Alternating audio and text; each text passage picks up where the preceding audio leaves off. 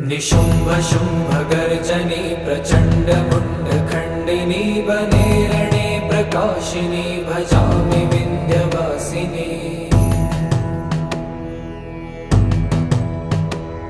त्रिशूलमुण्डधारिणी धराविघातहारिणी गृहे गृहे निवासिनी भजामि विन्ध्यवासिनी।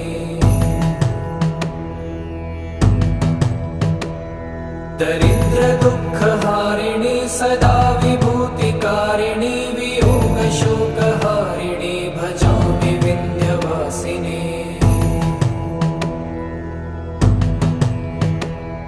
लसत्सुलोललोचनं लतासनं वरप्रदं कपालशूलधारिणी